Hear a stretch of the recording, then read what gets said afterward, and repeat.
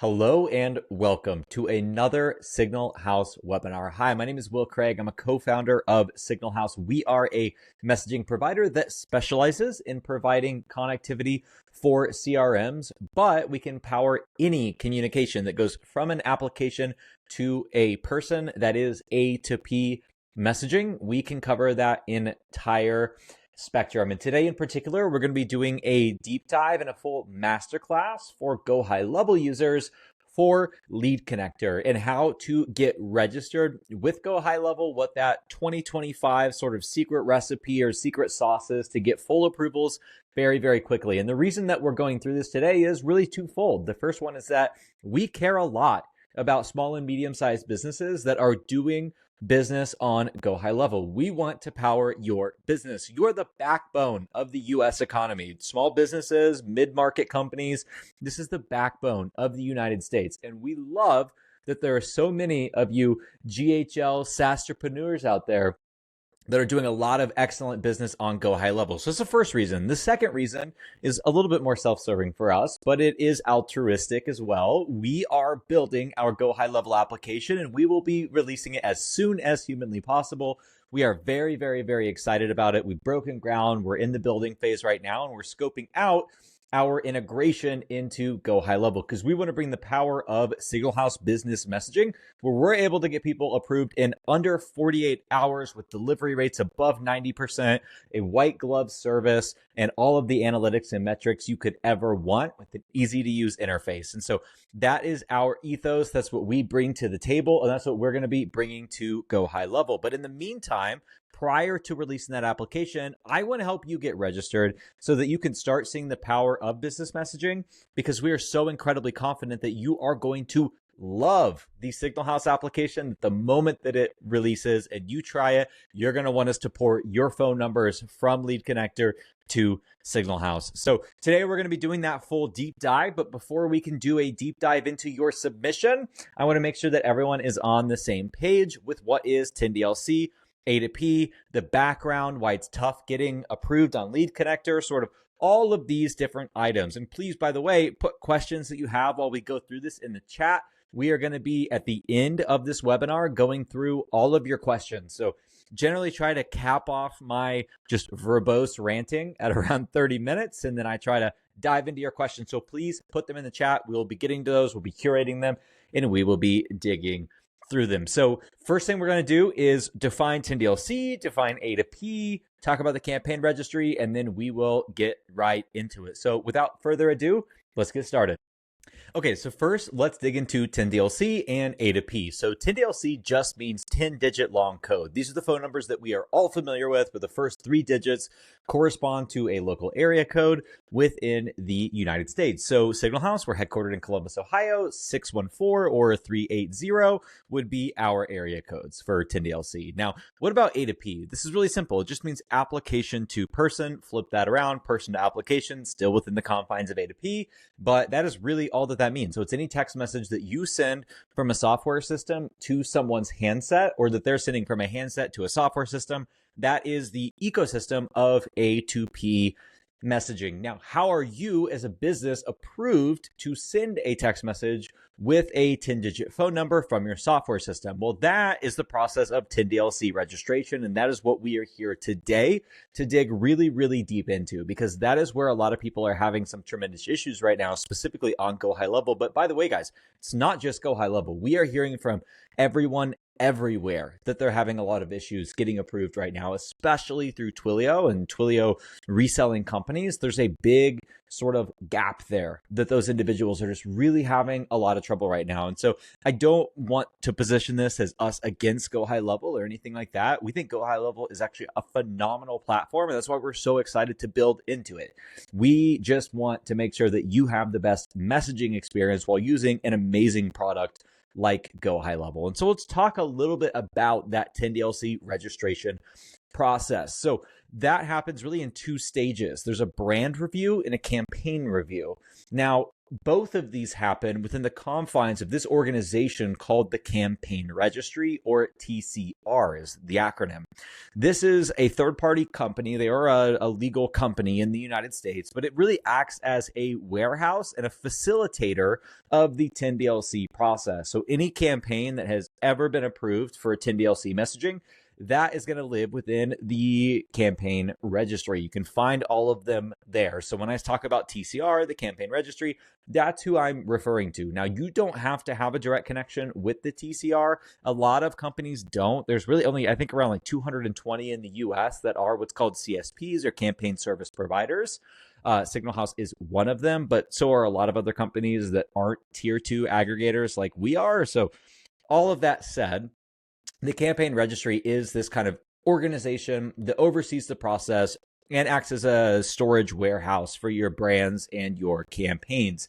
Now, your brand in particular is just your legal business. You're just registering your company to do 10DLC messaging in the United States. And so when they're doing that brand review, they were reviewing things like your legal company name, your EIN, your address, the type of organization you are, private, profit, nonprofit, whatever the case may be. That's what they're looking for when they're reviewing your brand. Now, this is compared to a government database, an IRS database. So if that EIN matches with what's in the government database, you get a big thumbs up. And that thumbs up is in the form of a verified status or a verified result that you get on that brand review. And again, this is relatively instant. It happens within usually 1 to 2 minutes, but really no ever more than 5 minutes.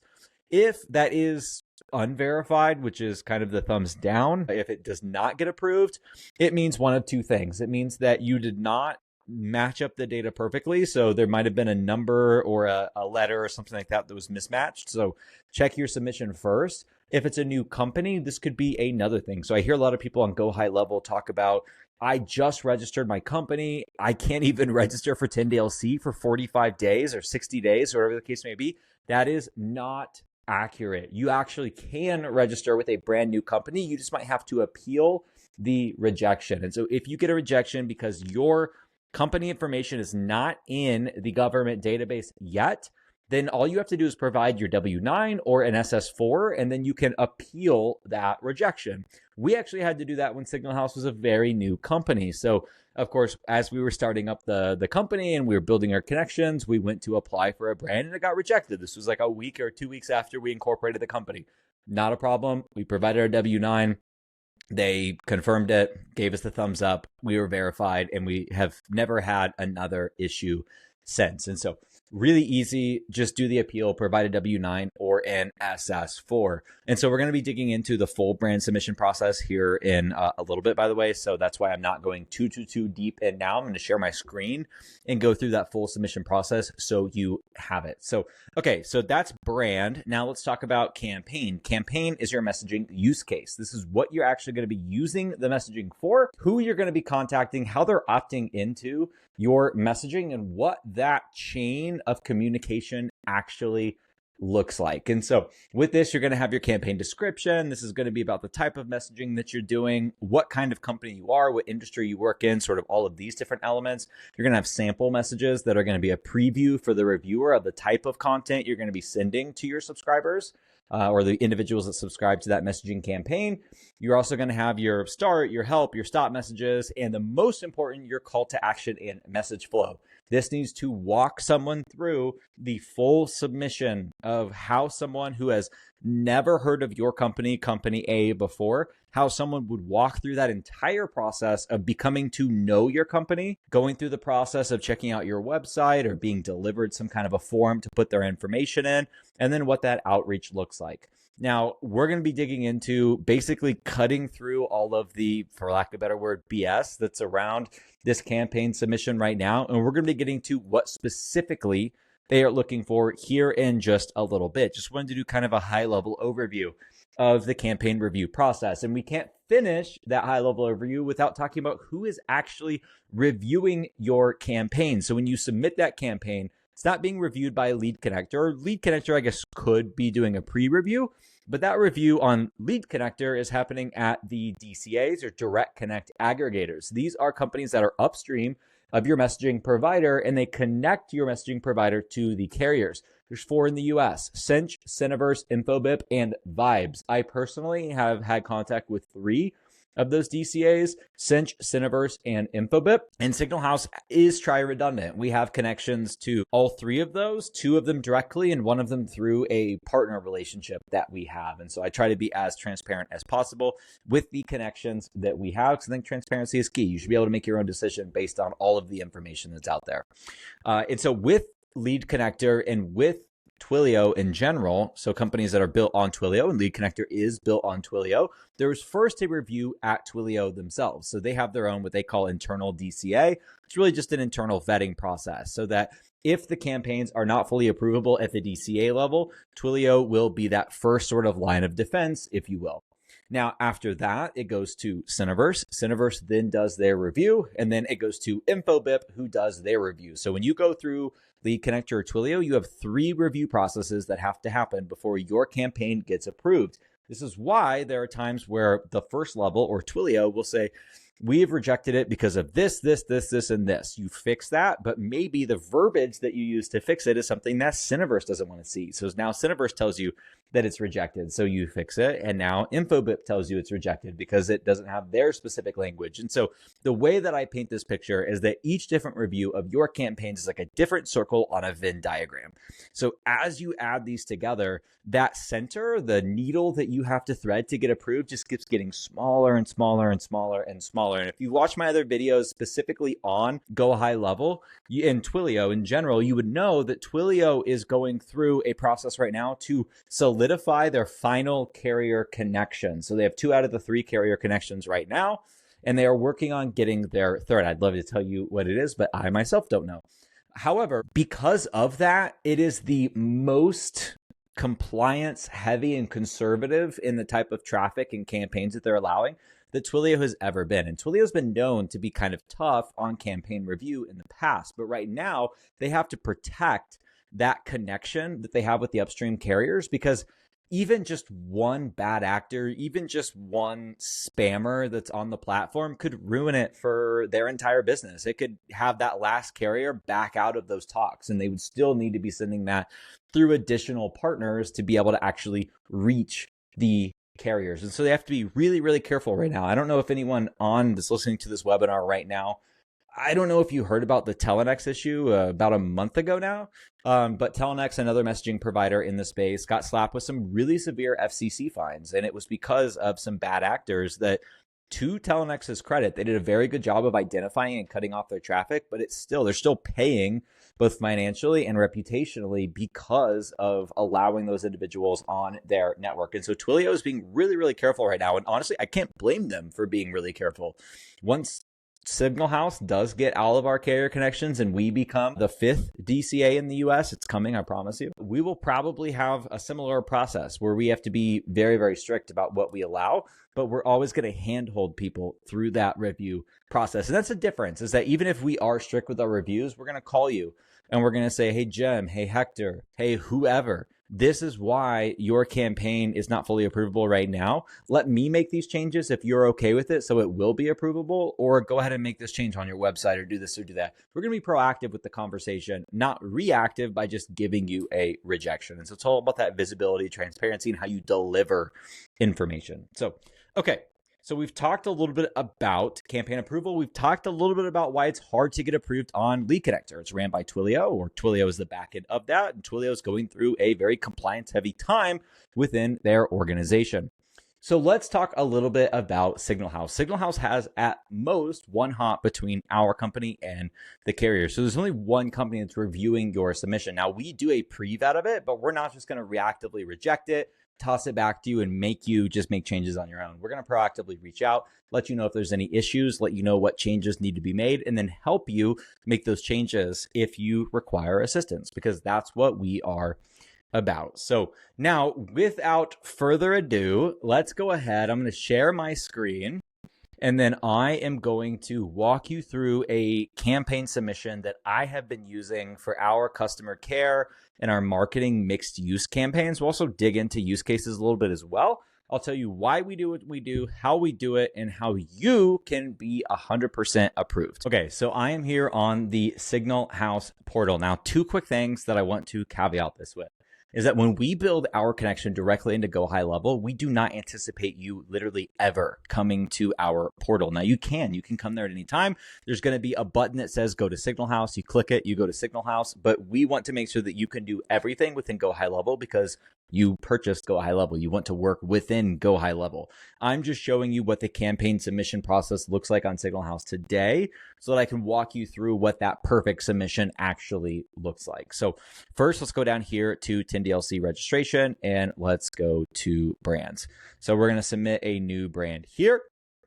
Now, subgroup is just our version of a sub account. So I'm going to leave that blank for now. Or actually, I might not. I'll just put this as the default just so I have that taken care of. Now, legal company name. This is going to be your actual company name. So your actual company name is what you want to put here. So if you are a DBA or you're doing business as another company, you put that in another line. But whatever legal company is the overarching company that you work within, that's what goes here. So for me, it's going to be Signal House LLC. So now here in this DBA or brand name, so the best example that I can give is what about the PepsiCo company? So if I'm the PepsiCo company, I'm specifically the product owner of Mountain Dew, and I want to do some really targeted outreach and marketing around Mountain Dew. Now, it wouldn't make sense for me to send a message and say, hey, this is Will from PepsiCo. Have you tried PepsiCo's new product, Mountain Dew Baja Blast? I want to say, hey, this is Will from Mountain Dew. Have you tried our newest flavor, Baja Blast? That's much more cohesive than talking about the actual company name. So that's where I'm going to put the actual brand name here. So this is the brand that I'm actually going to be representing. So for me, Signal House, same thing. I'm just going to leave this here. If it is different, you would put it there. If you're a DBA, so you're doing business as a certain company underneath a parent company, you would put the child company, the company that you work for, in this section. Now, the big thing to note here is that anytime you do this, the EIN that you're going to put in is going to be the EIN associated with whatever company you put in here.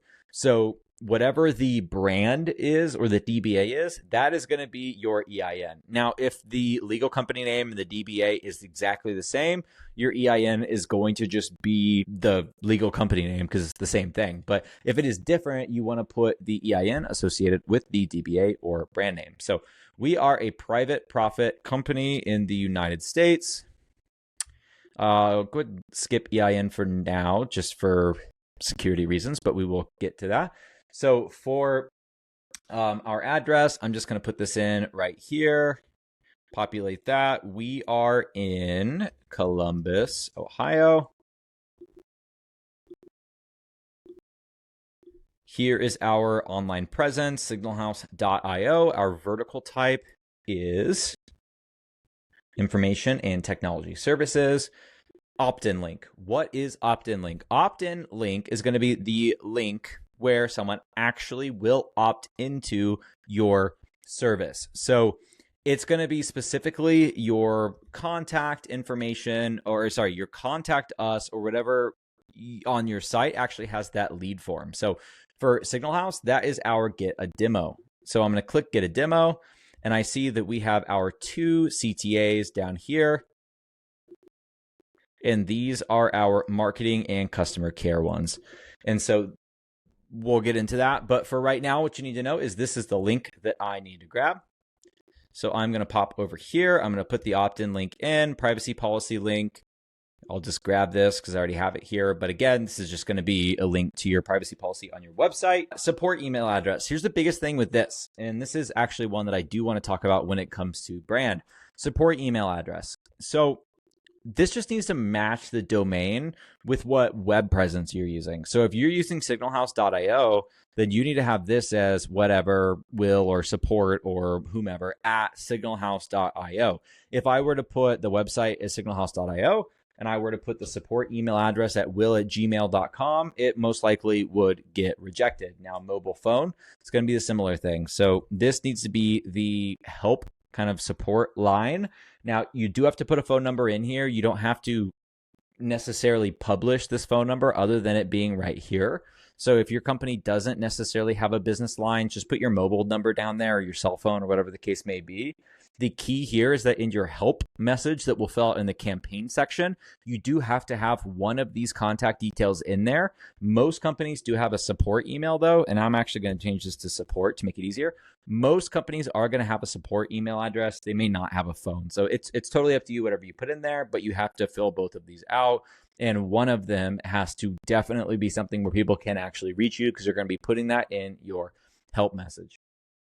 And so now I go ahead and hit submit. Now, again, I didn't put the EIN here just for security purposes. So Movie Magic, just pretend that this is going to be verified, but I know that it is because it's the exact same information as is on this brand and this brand. And so let's talk a little bit about multiple brands with the same information and the best brand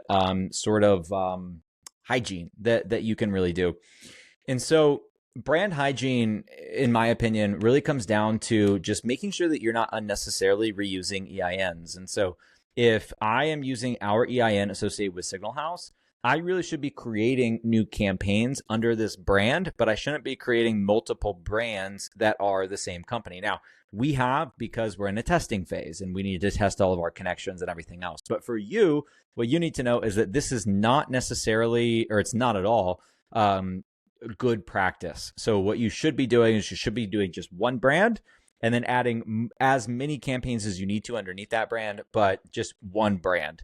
The DCAs are getting smarter about that. They are looking for the same EIN being used multiple times. That is how bad actors do snowshoeing. So this is a way for them to get more throughput by adding just a ton of campaigns. Because if you think of a snowshoe, how you don't sneak into the snow, you just are able to, kind of exist on top. All that force is applied over a large area. It's kind of the same. You have a large area of throughput where you just had one point of it before. So that is everything that you need to know about brands. What about campaigns? So this is going to be the trickier thing. Most people get their brands approved very, very quickly. Campaigns, not so much. And so we are here to help. We are here to demystify that process. So let's go ahead and dig in. So I'm going to create a new campaign here. As you can see, I already have one approved. And I have multiple that I have gotten approved in the past as well. So actually I've gotten, oh my gosh, now we're at about 5,000 campaigns that we've gotten approved, and we're working on processing a lot over the next 30 to 60 days. So a lot of experience in this realm. So I'm going to go ahead and create a campaign. First, I'm going to select a brand. Now, again, one brand per EIN, and you can have as many campaigns under that brand as possible. This brand is going to be what does kind of the higher level items. If we need to go through additional vetting to get more throughput and things like that, we do that at the brand level. So everything else, though, when it comes to getting approved, is going to happen here at the campaign level. So let's talk through some of these campaign types. I generally only specialize on the standard, but I have heard some feedback that a lot of people do use things like sole proprietor and platform free trial at GoHighLevel. So I want to make sure that I am able to explain both. So standard use cases, these are the easiest to talk about, right? And so what I always recommend here, especially if you're on GoHighLevel, you're doing some kind of outreach, some kind of marketing, some kind of support, whatever the case may be, customer care, marketing. Those are going to be your bread and butter use cases. And I always recommend either doing low volume mixed or doing mixed. The difference here is the throughput that you need. So it's going to be a little confusing. So I'm going to try to go through this a couple times just to make sure that I cover all the bases. But at any time, if you have any questions, put them down in the chat. We'll answer them at the end. You can also reach out to me, will@signalhouse.io. Okay, so let's talk about the differences. The first thing, though, that I want to point out is the difference in throughput between AT&T and T-Mobile. Now, Verizon, just to call it out, Verizon, no one knows, except for people in Verizon, what their throughput allocation actually is. They don't publish it. It's not publicly available for us to grab and review. And so we don't exactly have that visibility on the Verizon side. Now, so AT&T is going to be per minute throughput. So they're going to measure their messages and how many messages you can send per minute. Now, on a standard campaign, so we'll start high volume. On a standard campaign, you can send 240 SMS messages per minute with AT&T. You can do 140, I believe, or 120, 140, sorry, I can't remember off the top of my head, but MMS messages with AT&T per minute on that standard use case. If you're low volume, you can do 75 SMS messages per minute and 50 MMS messages per minute with AT&T. That's low volume.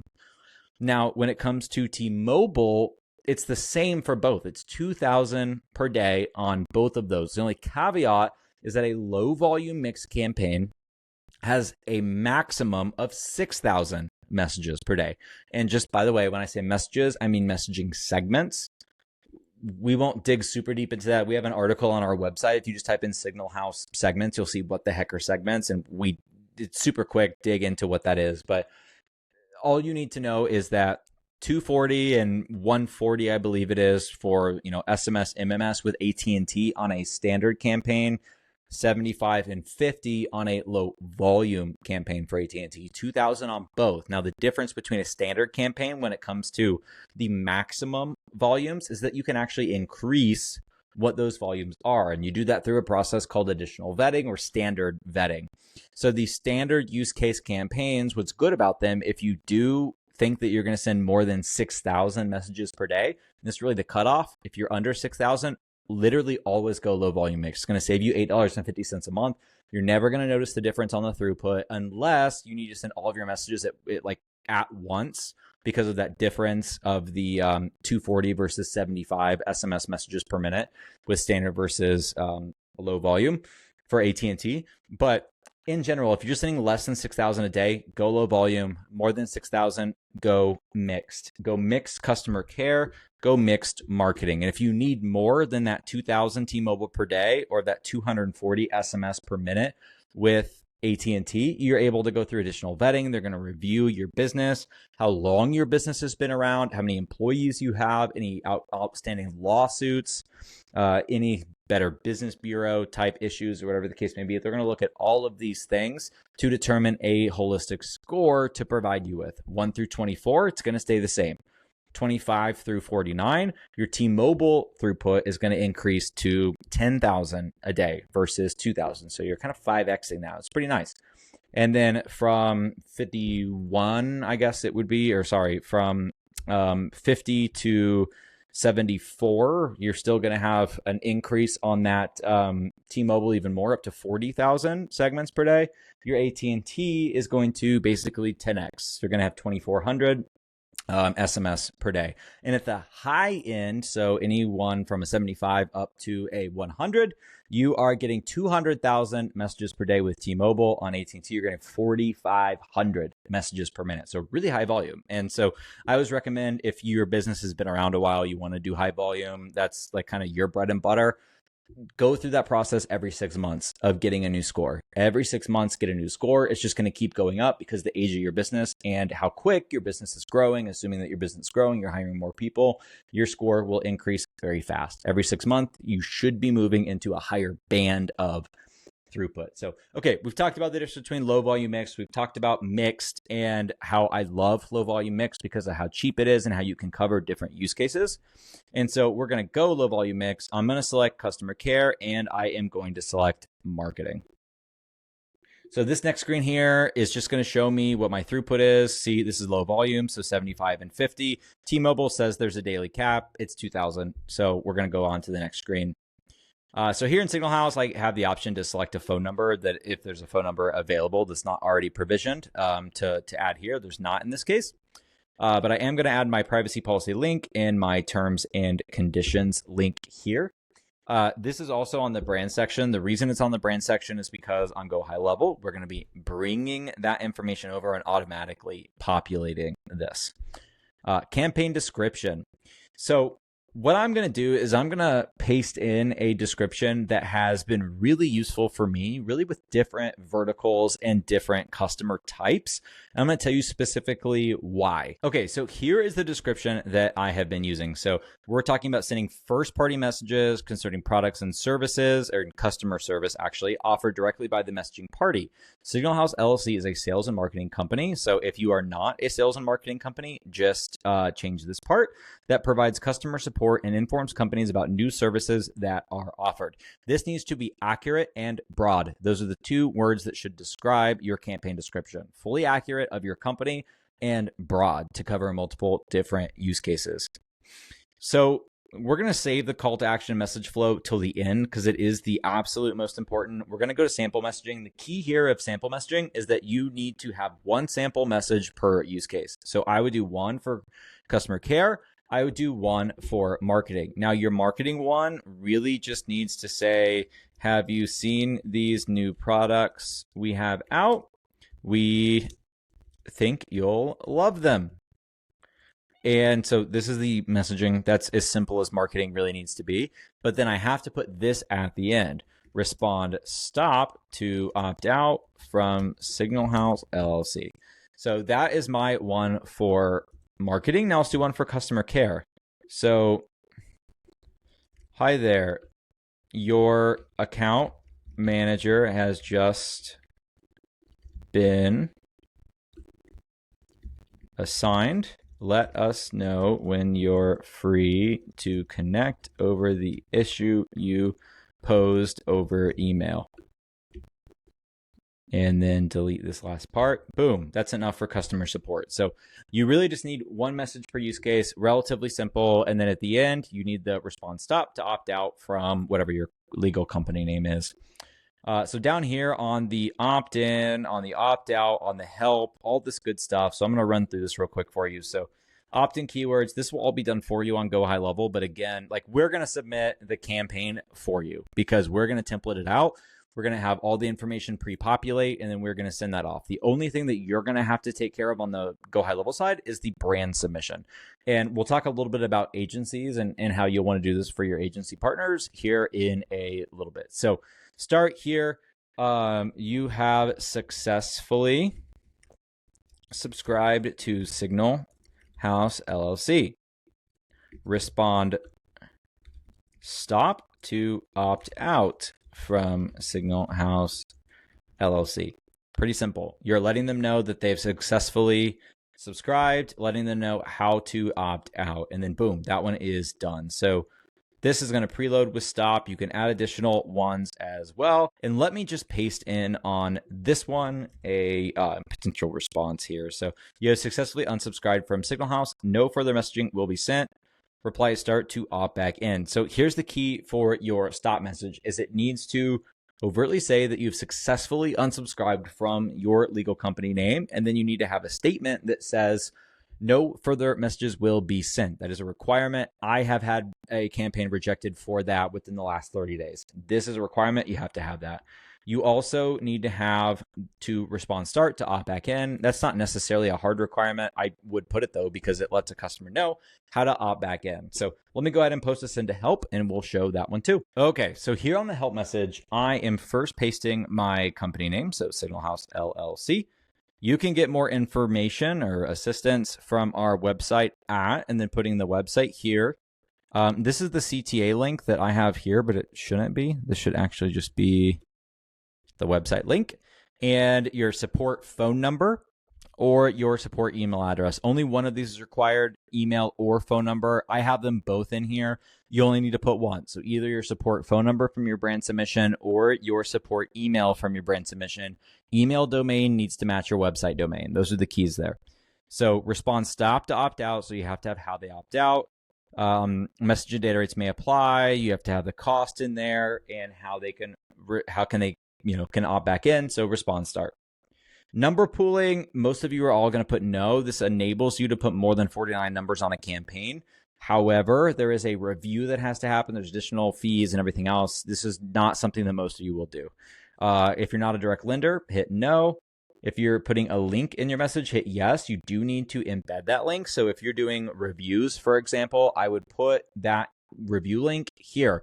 And if you need to put more than one link, you can create additional sample messages with example links in there. Now, do not ever use a bit.ly link. That will get filtered out 100% of the time. If you want to use a link shortener, use a verified link shortener, one that is from your own domain, for example. All right, embedded phone number. Let's put a note for that. So embedded phone number, yes or no. If you're going to put a phone number in there, age-gated content, you would know if you operate in a space that's age-gated, like alcohol, firearm, tobacco, etc. Like people on GoHighLevel generally will not be doing this kind of messaging. And then just hit yes, and then you'll hit next, and you'll go through the process. So I have intentionally left out call to action and message flow because I first want to show you an approvable website, and I promise you there's a method for the madness. This will help us create our call to action and message flow. Let's dig into an approvable website. The first thing is your CTA link. Your CTA link needs to be somewhere that someone can put in their information for you to contact them. So their phone number, for example. If you are requiring them to put in their phone number to submit the form. So for this one, for example, I am forced to put in, I spelled my own company wrong. I am forced to put in my phone number to submit this form. So if I am forced to do it to submit this form, these checkboxes cannot be required. If you require the opt-in, if you require the phone number and you require a checkbox, that's forced opt-in. And the DCAs are getting more savvy about this. It's always been a requirement, but they're getting more savvy about checking exactly this. So if the phone number is required, you have to have a checkbox. And here's the second step of that. You have to allow them to submit the request without checking one of the boxes. Because again, if you require them to check a box to submit the request, then they consider that to be forced opt-in. So can't do that. Have to make sure that if you have that phone number as required, the boxes are optional and they are boxes there. Now, if you don't have the phone number required, then you don't have to have a checkbox. So if I could submit this without the phone number, then I don't need a checkbox here. But if it's required, I do need a checkbox, and you shouldn't need to check it to actually submit the request. So that's an important nuance. So I wanted to belabor that a little bit. Now, what about your CTAs? So the biggest change for 2025 is that if you have marketing as a use case, that needs to be visible on your website as a separate CTA, a separate call to action covering marketing. Customer care and account notifications can be grouped into one, but marketing and sweepstakes actually. So marketing and sweepstakes each have to be their own individual. So if you have customer care, marketing, and sweepstakes for whatever reason, you need three: one for customer care, one for marketing, one for sweepstakes. And so that's the first thing. Now, the second thing is, what are the key components of this CTA? So I like the alliteration, the who, the what, the when, the where, the how, and the cost. So the first thing that and if you have all six of those, you're totally good to go. So the first thing is the who. Who am I actually consenting to receive messaging from? Signal House LLC. This is your legal company name. What about the what? The what is going to be what type of messaging you're actually consenting to. So for this one, you're consenting to customer care. We're saying that directly: account issues and outages, customer care. That is the what. So when am I going to be messaged? Message frequency may vary. Now, if you know the frequency, it's going to be once a month on the first Tuesday of the month, and put that. Otherwise, our message frequency may vary. So who, what, when, where. So where can I see your privacy policy? See our privacy policy containing the SMS terms at the bottom of the page for more information. Now, best case scenario, you link it there, but if you tell them it's at the bottom of the page, generally that is okay. Again, though, best case, we link the privacy policy there. What about the how? The how is going to be, how can I opt out and how can I get help? Stop, done, subscribe, respond, help for more information. So we have that covered there. The final thing is going to be the cost. Message and data rates apply. So if you have the who, the what, the when, the where, the how, and the cost, you are getting approved for 10DLC A2P on any platform, so long as you have the other things taken care of as well. Regardless if it's LeadConnector or whatever the system may be, you will get approved if you have those items. So let's dig into the other thing that you need to have, and that is a compliant privacy policy. So the privacy policy on your website needs to have an SMS disclaimer. This is a new requirement. And again, these are all things where could you leave off the checkboxes? Yeah, you might be able to. Could you have a privacy policy that doesn't have a SMS disclaimer broken out like this? Sure, you might. But each of those steps that you're not doing are reducing the likelihood of you getting approved. And it's reducing the consistency with which you can get approved if you are an agency individual and you are onboarding a lot of people within your GoHighLevel ecosystem. So if you are working on the agency side, you have to make sure that you are setting things up for your customers that is done in the right way. So, okay, SMS disclaimer. Your SMS disclaimer just needs to say the messages are sent by your company, a brief informational sort of thing about your company. So for us, message aggregation platform, all that good stuff.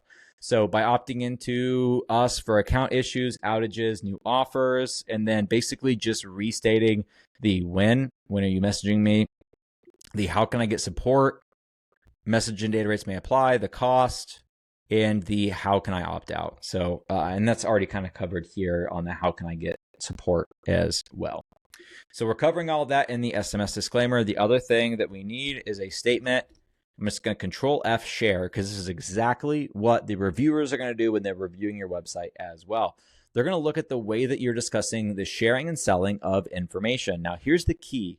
Is that you either need to have a statement that says we do not share or sell data to third parties for marketing and promotional purposes, or if that is a part of your business, which is fine because that is a legal thing that you can do. You can share and sell data.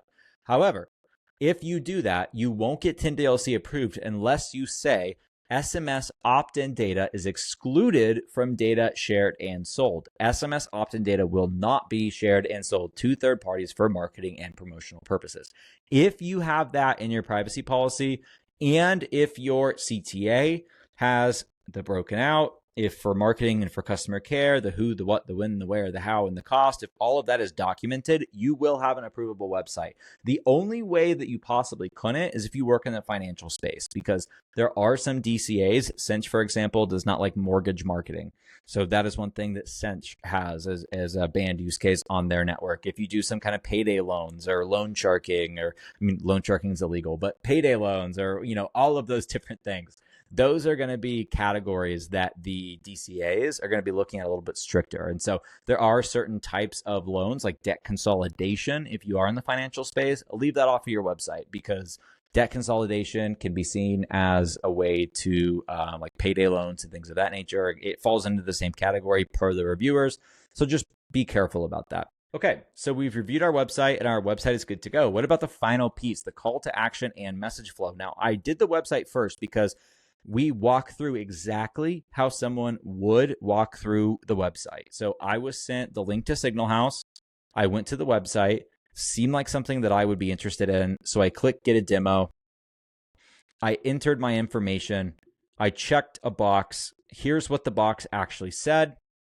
I checked another box. Here's what the box actually said.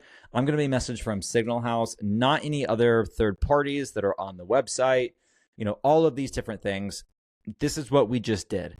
That's what needs to go in your call to action and message flow. So I'm going to paste in the call to action and message flow I use to get this campaign approved. And then I'm going to show you it. It's going to be long, but it's going to have all the information. We're going to walk through it all and going to arm you with the information that you need to get yours approved. Okay, look at this behemoth, 1,500 characters. But this gets you approved because this has all the information a reviewer needs to feel confident about approving it. What I tell people is pretend that you have a very lazy reviewer. They want to read your call to action and message flow, and they want to determine by reading the narrative, you taking them through the steps, is this good or is this not good? So let's look at the steps. So clients will be able to sign up to receive SMS notifications by checking their preference. These are the boxes that are on my website, the CTA boxes, either for customer care, marketing, or both. So by clicking on signalhouse.io/get a demo after navigating to signalhouse.io, they will see a form to fill out information. They can click a specific box for marketing and a specific box for customer care. The text for each reads, now I won't read this out to you because you've already seen it. I quite literally copied and pasted it from my website right into the campaign window here, the call to action and message flow. So I pasted the exact one. Now here's the next one. By providing a telephone number, blah, blah, blah. This one's for marketing. The first one is for customer care. So let's go to the end here. I say consent is provided exclusively for Signal House LLC, which is the brand associated with this campaign, to contact the user based on the selection, not any other third parties mentioned on the site. SMS opt-in data is not shared or sold to third parties for marketing or promotional purposes. Here's our privacy policy. So if you have this and you have your website perfected and you have your sample messages that have the required information and your help and your opt-in and your opt-out, all of those messages are crafted correctly. Your description is broad, but it's accurate. You're matching up your EIN, all of these different tiny puzzle pieces coming together for the A2P just grand puzzle that it's going to make when it's totally done. You are going to be in a really good position after you do all of this work. So once you put this in, you will get approved on LeadConnector. You'll get approved on any other platform. You'll get approved on Signal House. This is how you get a 10 DLC approval in 2025. And again, we're excited about this because I want you to see the power of SMS marketing. I want you as an agency to grow your business by SMS marketing. And I know that you can. I know that GoHighLevel is an amazing tool, and I know that you can leverage it to really improve your business. But to do it, we need to have quick approvals. We need to have an easy way for you to onboard people within your agency. I hear everything that you're saying within the Facebook group and with the conversations that I've been blessed to have with GoHighLevel users. I understand the pain and the frustration that you're going through. We went through this with Twilio before we started Signal House, my co-founders and I. So we 100% get what you're going through. There is a better way. There is an easier way. Signal House is that way. Our application is going to be done very, very soon. We're going to be bringing beta testers in. We're working with leaders in your community who understand the system, who understand your needs, who understand your wants. We want to build the perfect application for you to power your business. Seamless, easy. That's why, again, I'm helping you get approved on LeadConnector right now, or whatever other system that you're using right now, through all of these campaign sort of verbiage and tips and tricks and the way that you're submitting this. However, once we do this on GoHighLevel, this is all going to be submitted for you. You won't have to fill out anything on the campaign. You fill out the brand information. We're going to autofill all the data. We're going to put it all in the right spot. We're going to grab a couple questions up front from you so that we know what your business is and what it does. And we are going to submit this for you so that you don't have to worry about A2P anymore. You can work on your own business. You can work on prospecting, on getting new customers. You can work on onboarding new people into your agency. If you are an agency, you can do all of this stuff in GoHighLevel, and you can do it with Signal House. And we're here to partner with you to do that. So, okay, this is the campaign submission process. I am now going to stop sharing my screen, and I'm going to answer your incredible questions. We have some questions that have been curated. So the first one is from Terrence. Terrence says, I work as an agency within GoHighLevel. Many of my customers don't have EINs. How can I go about registering them? So Terrence, it's a really good question. So if they don't have EINs, you have a couple of different options. So the first one is that they could register as a sole proprietor. Now, there are some issues, they're not really issues, there are some caveats to be in mind with a sole proprietor campaign. And that is that you are limited to one phone number per sole prop campaign, and you're limited to 1,000 messages per day. Now, it's up to me as the messaging provider to make sure that I implement that and do all the reporting required for a sole prop. Signal House is in the process of becoming a CSP or a campaign service provider that is able to handle sole props. So we'd be able to guide you through that process the same way that we're able to guide you through the process of 10 DLC submission for any standard campaign or a mixed use campaign. So we would be able to guide you through that process. But in general, don't have an EIN, then you're able to go at it from a sole prop angle. So Cynthia says, when do you recommend using a low volume campaign? What are the downsides of it? So Cynthia, you must have joined a little bit late because I already professed my love for low volume mixed campaigns, but I will do it again because I love them so much. So when do I recommend using a low volume mixed campaign? Anyone who's sending less than 6,000 messages per day needs to use a low volume mixed campaign, because the difference in price between a low volume mixed campaign and a mixed campaign is $8.50 per month. Now, that is a lot of text messages that you're covering within that time span. And if you're not eclipsing that 6,000 messages per day sort of threshold, then you're just wasting that $8.50. Or I shouldn't say wasting it, but you are having throughput that you don't need. And that money could be reinvested elsewhere in your business, could buy some additional leads or subscribe to an additional tech stack to help you be more efficient throughout your day. There's a better way to spend that $8.50. And so I want to make sure that you are doing the best thing for your business as you're setting this up. So less than 6,000 a day, always use low volume mix. What if you're on the bubble? Here's what I tell people. If you're sending, I send 3,000 to 4,000 messages a day. What do you think?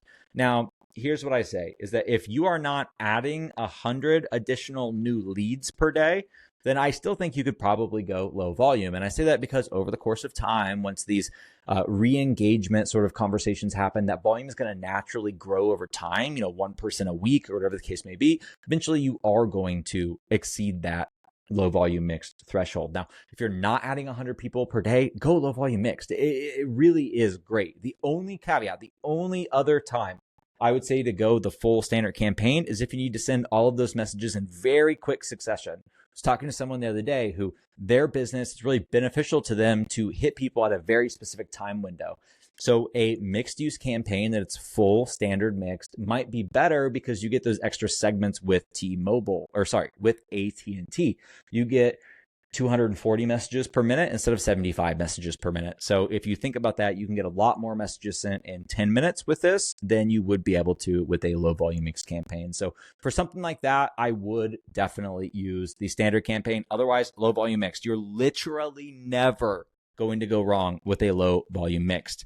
So Kyle said, are you sure these steps will actually work with LeadConnector and Twilio? Yes, Kyle, I absolutely am, because I have helped people get their campaigns approved on Twilio. I've helped them get their campaigns approved on LeadConnector. I absolutely 100% guarantee that if you follow all of these steps to a T, you should.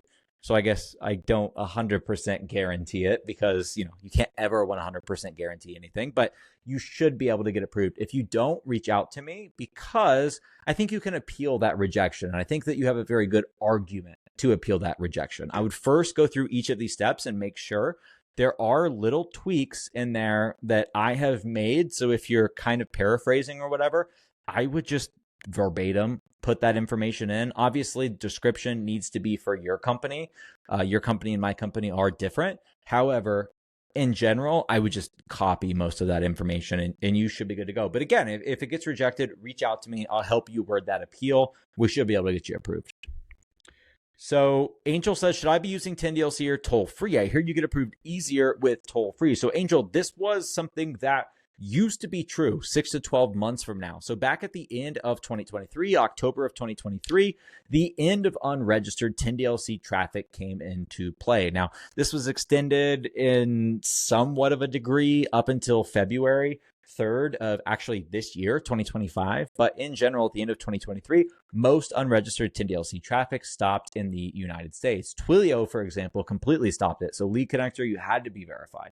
There were other platforms that were connected to a very specific DCA that did under-register traffic at that time, could send it out, but most companies did not. Now, okay, so let's talk about toll-free. Now, toll-free came in because you could get an unverified toll-free number and you could send out messages. Now, the toll-free verification process has come a long way. I now would tell you that 10DLC is the easiest to get approved. It's also the most inconsistent, but it's the easiest to get approved.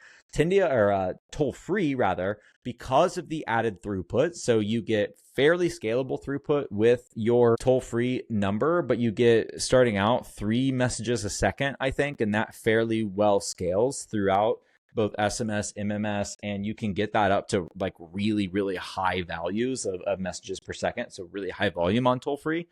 Because of that, they're trying to really gatekeep the process a bit more. It's more structured. There's a more structured review and a more defined standard review for toll-free, which is why 10DLC can be more unpredictable. But general, the amount of information that you have to provide and the stringency of the review is going to be a little bit higher and a little bit stronger on the toll-free side. So 10 DLC is going to be easier, just a little bit inconsistent at times. All right, Michael says, are you able to move a number between campaigns once the campaign is approved? If I have more than one campaign, can I share numbers between them? Michael, great question. Yes, absolutely. So there is some downtime when you are moving numbers from campaigns. We don't need to go into the whole technical backend. I will give you a couple fun facts though. So there is this database of phone numbers and where the phone numbers are connected to. So when you click on a website, you are attaching your IP address to their IP address. And I'm probably butchering this. If there's anyone in IT there, they're going to laugh at me. But in general, you are connecting that via the IP addresses. That's how you define which website is talking to which website. Numbers are very similar in that way. We have what's called an NNID, a net number ID. It's an identifier that identifies a carrier for numbers. So Signal House, we have NNIDs. Other providers also have NNIDs. And so when you are transferring numbers between different campaigns or different providers, you're really just changing which NNID that belongs to. And so I say all of that to say AT&T and Verizon all go by what the NNID assigned is. So they're just reviewing that database. When that gets updated in that database, they themselves update it on their ends. So for AT&T and Verizon, switching a number between one campaign to another, it's essentially instant. So it happens just like that.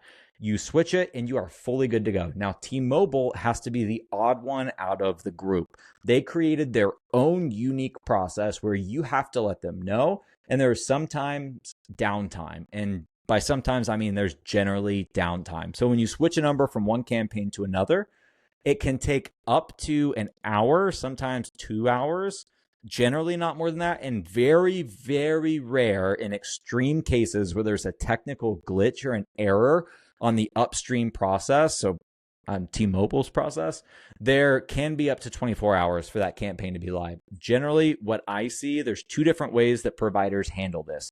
They either tell you that it's not ready and can't be used until all three carriers are ready to go, or they tell you it's ready and you're ready for AT&T and Verizon essentially instantly, and you're waiting about an hour to an hour and a half for T-Mobile. But in general, the answer is yes, you can move numbers between one campaign to another. I don't recommend hot swapping numbers from campaigns constantly. That's something that the DCAs and the carriers are all kind of looking for, because that's how bad actors switch their numbers to different campaigns to increase the throughput of that particular number, and also how they avoid getting shut down with that phone number is switching them. So if you switch it constantly like that, you're going to appear a bad actor, obviously, even if you're not one. So I would avoid doing it unless you have to. But the answer is yes, technically you are able to. Alexa says, how many numbers can you put on a single campaign? What happens if you go over that? So you can put up to 49 numbers on a single campaign.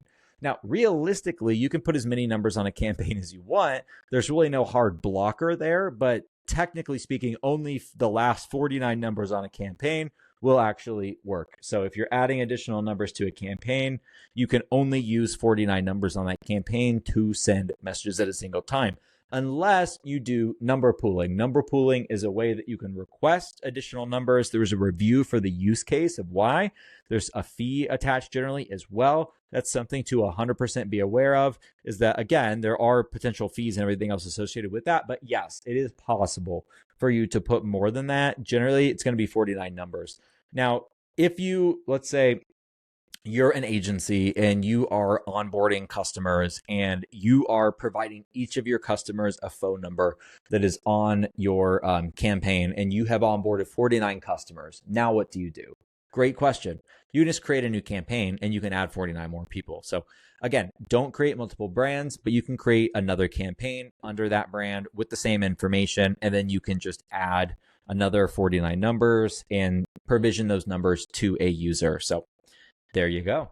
All right. Hector says, does the use case really matter? What if I send marketing messages with a customer care campaign? Hector, this is an amazing question. And this goes back to my enduring love for the low volume mix campaign or the mix campaign in general, because yes, the use case does matter. Now, at very small volumes, will it matter? Most likely not. But if you're sending high volumes and there's patternistic behavior of what they call drift content, or your content drifting from the use case that you've registered it as to a separate use case, your messaging could absolutely get filtered by the carriers. So that is something to avoid. And here's why I love low volume mix, not just because of the $8.50 of cost savings from not paying the full standard campaign. What I also love about it is that it is inherently a mixed use campaign. So I can say that I do customer care messaging, and I can say I do account notifications, and I can say that I do marketing. And here's why that's important. So let's say that I send a text message to my user as an automated text message, just letting them know that their bill was successfully paid. Now, let's say they respond and say, hey, Will, thanks so much for letting me know that. Can you please give me an update on the issue that I'm having with my messages failing and not going out? It's really frustrating to me and it's hurting our business. So I say, yes, absolutely. I would love to respond to your inquiry. So the team is looking into it. I'll get back to you here in a bit and let you know specifically what went wrong. Now, 2 hours later, engineering lets me know we figured it out. And the issue is that they have went through all 2,000 of their T-Mobile segments for the day.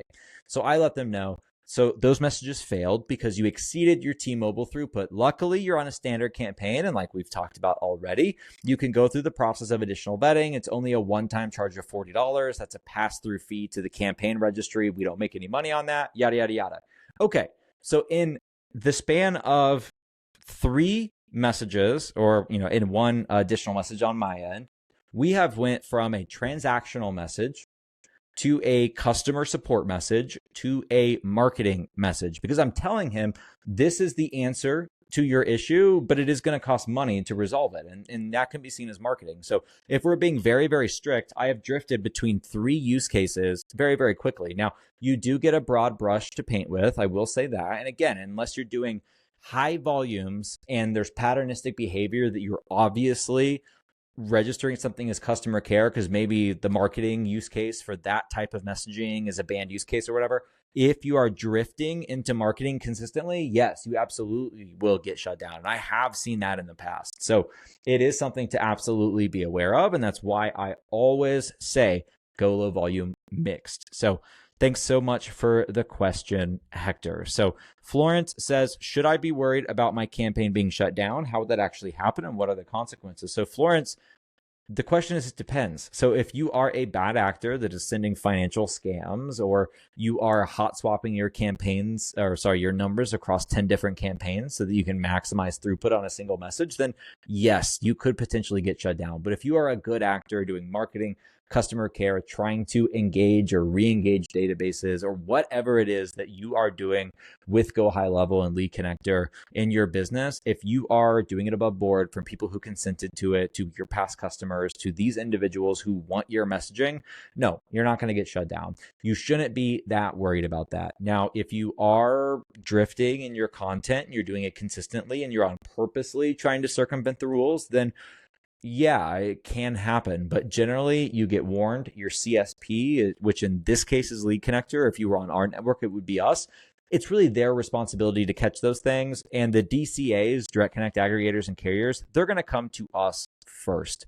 And they're going to ask us first, Signal House, what's going on? Or LeadConnector, what's going on? And we're going to reach out. We're going to have a conversation. And then there's going to be steps. There's always an escalation before you would ever get shut down. And a good messaging provider, and so we are a good messaging provider, would guide you through that process and help you along the way.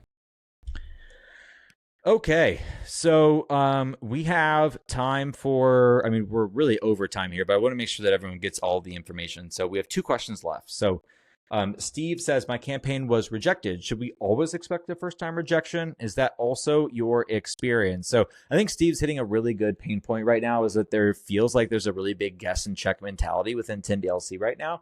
However, the same answer that I gave Kyle about these things actually working, the information actually working, I really do believe if you follow the steps that we've outlined here, you will be successful in getting approved. And again, if you aren't, reach out to me. I will help you appeal that. I'll help you word that appeal, and I'll help you fight that, because I want your messaging approved, because I want you to see the power of SMS messaging. And so final question from Michelle. And so we saved the best question for last here. Michelle says, when is the Signal House GoHighLevel application going to be ready? We are all waiting for it. Michelle, I love to hear that. I can't give you a firm timeline. My engineering team would absolutely kill me if I did.